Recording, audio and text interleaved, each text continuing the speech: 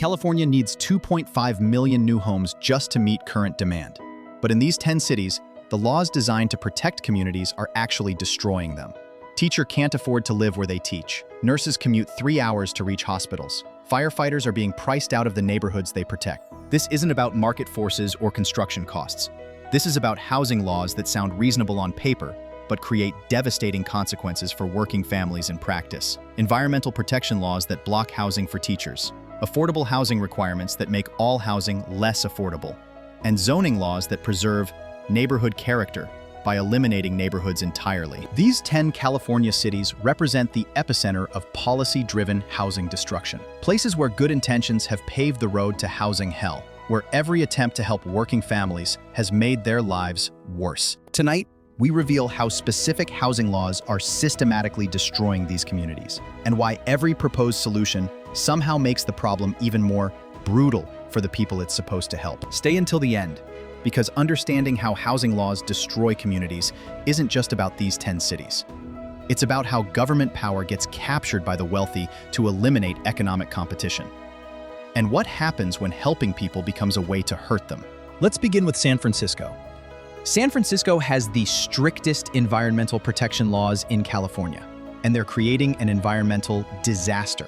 The city that pioneered green politics is using environmental laws to block dense, transit-oriented housing that would actually help the environment. Here's the insane math. San Francisco forces 120,000 workers to commute from distant counties because environmental laws make building housing near jobs illegal. Those commuters burn 45 million gallons of gasoline annually, emissions that could be eliminated by allowing housing construction. A 40-unit housing project for teachers near downtown faced 3 separate environmental lawsuits. The complaints? Noise impacts, traffic concerns, and threats to air quality. Building homes for teachers was treated as environmental destruction. The lawsuits took 4 years and cost $2.8 million in legal fees before construction could begin. By completion, the affordable teacher housing cost $750,000 per unit. Teachers still can't afford housing designed for teachers. San Francisco's environmental laws have become weapons for wealthy neighborhoods to block housing. They use pollution concerns to prevent apartment buildings while ignoring the massive pollution created by forcing people to commute 100+ miles daily. If environmental law abuse continues, San Francisco faces complete green policy collapse over the next decade. Imagine a city that destroys the environment in the name of protecting it, where climate activists create more emissions by blocking dense housing than oil companies create by drilling. Picture a city where affordable housing policies eliminate affordability for everyone, except the people wealthy enough to ignore prices entirely. That is exactly what you find in Berkeley. Before you conclude, please hear me out. Berkeley requires developers to make 20% of new units affordable for middle-income residents. Sounds progressive? Those costs get spread across all units, making market-rate housing so expensive that middle-income residents can't afford anything. Here's how the affordable housing scam works. Developers must sell units for $400,000 below market rate. But construction costs don't disappear. They get added to the remaining 80% of units. Every affordable unit makes 4 market-rate units more expensive. The math is brutal. If affordable housing requirements add $100,000 to market-rate units, then middle-class families pay extra to subsidize housing they don't qualify for. The policy designed to help working families prices working families out. UC Berkeley employees now commute from Tracy and Stockton because inclusionary housing requirements made Berkeley unaffordable for university workers.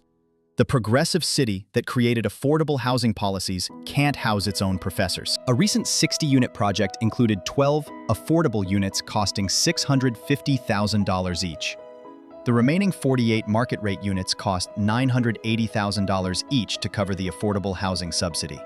Berkeley's affordability solution created more unaffordability. Palo Alto sits in the heart of Silicon Valley, with 94% of residential land zoned exclusively for single-family homes. In the world's most expensive region, building apartments is literally illegal on most land. Picture a city where only retirees and trust fund babies can afford homes, while everyone who actually works commutes from 3 counties away. That is exactly what Palo Alto represents. Tech workers earning $200,000 can't afford Palo Alto homes because zoning laws limit supply to detached houses on large lots. If you can only build one home per lot, and lots cost $1.2 million, every home automatically costs $2+ million. The zoning laws aren't about preserving character, they're about preserving wealth. Single-family zoning was created to exclude working-class families, and it's working perfectly a century later. Stanford University can't house its own faculty because Palo Alto zoning makes faculty housing illegal. The world's leading university operates in a city where building homes for professors violates zoning codes. City council meetings feature residents arguing that apartment buildings would destroy community character, while ignoring that their zoning laws have already destroyed community by making it unaffordable for teachers, firefighters, and nurses. Santa Monica recently passed emergency zoning laws, allowing 20 units on single-family lots. The emergency? Housing laws had made housing so expensive that essential workers couldn't afford to live there. But here's the twist. Even emergency zoning produces emergency pricing. New, affordable units cost $800,000 for 900 square feet, because emergency laws don't address the underlying costs created by other housing laws. Emergency zoning meets environmental review requirements, affordable housing mandates, impact fees, permitting delays, and architectural review processes. By the time emergency housing gets built, it's no longer affordable for the emergency it was designed to solve. Teachers and firefighters earning $85,000 still can't afford Santa Monica's emergency housing designed for teachers and firefighters earning $85,000. Emergency solutions create emergency problems. The City Council called opposition to emergency zoning racist, while ignoring that emergency zoning still produces housing too expensive for the communities it claims to serve. Los Angeles requires new developments to include affordable units, or pay-in-lieu fees to fund affordable housing elsewhere. Either choice makes housing less affordable for working families. Developers who build affordable units on-site spread those costs across market-rate units, making them more expensive. Developers who pay in-lieu fees pass those costs to buyers as higher prices.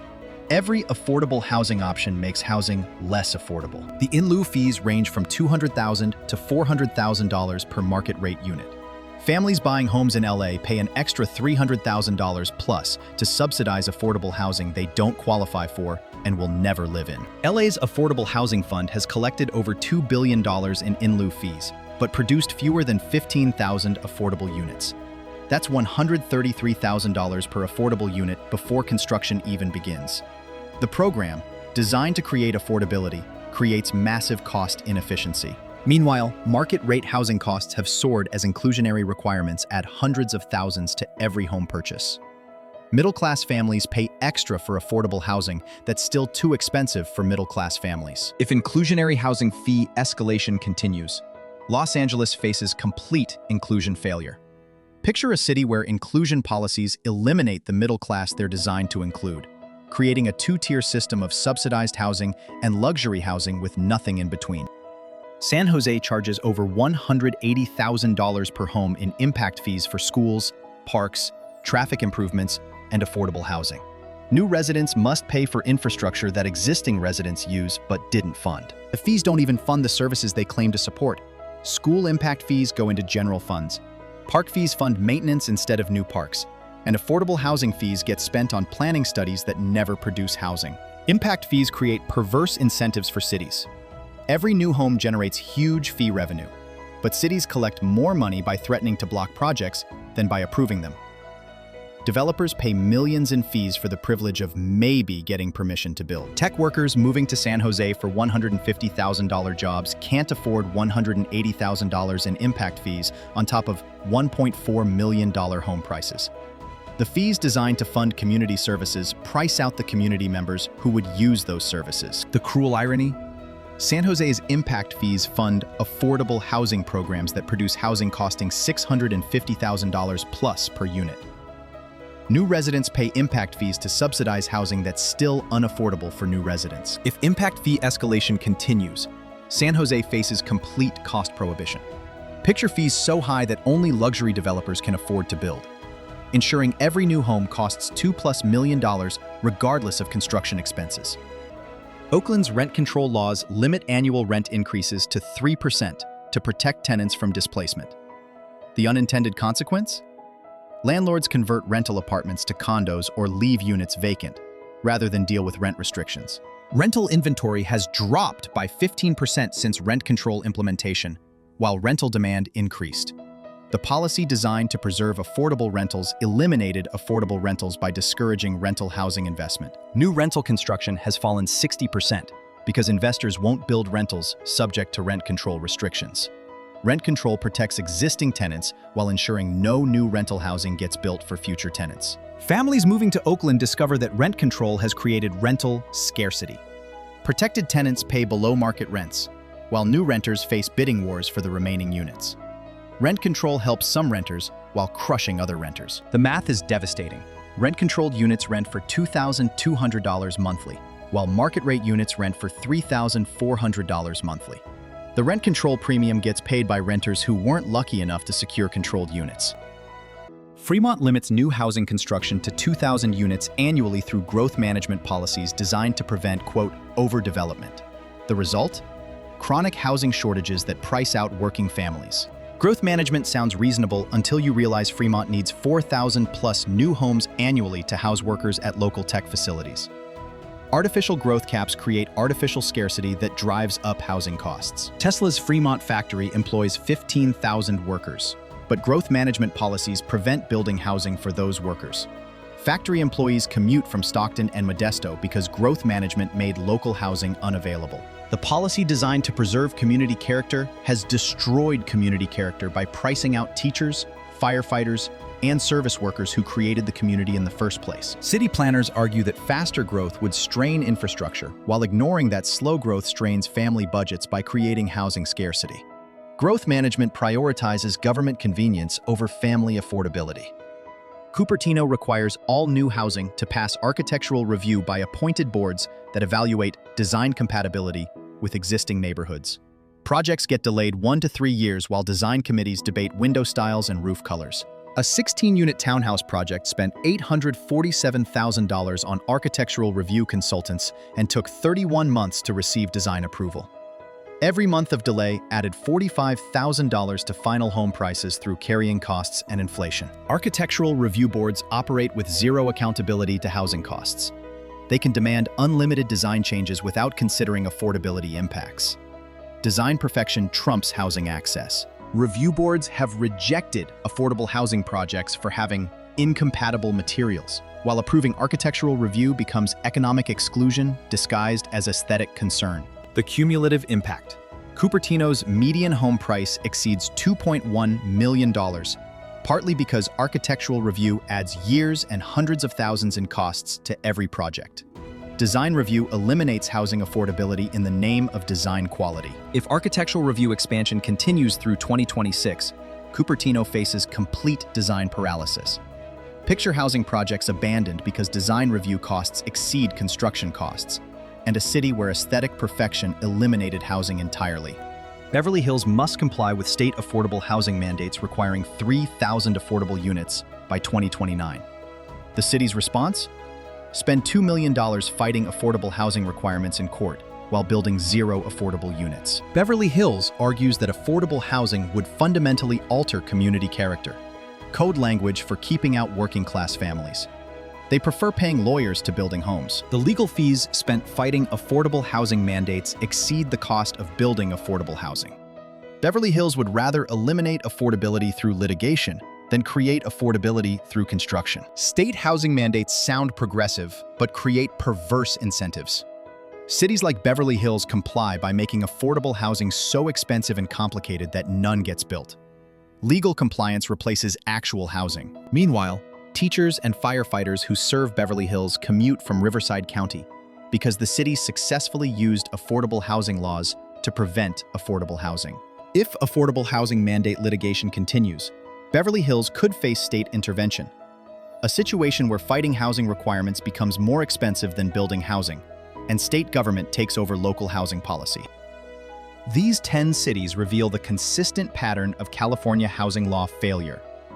Every policy designed to help working families ends up hurting working families through unintended consequences and cost escalation. Environmental laws create more pollution by preventing dense housing.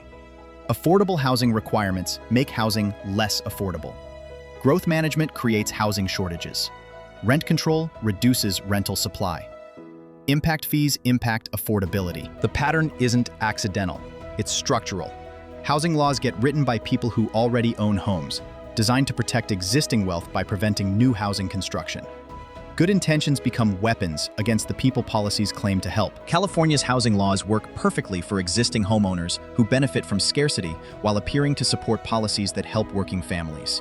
They get wealth protection disguised as social justice. The cruel irony. Every California housing law failure gets blamed on not enough regulation, rather than too much regulation. Policy failures create demands for more policies that create more failures. What happens next?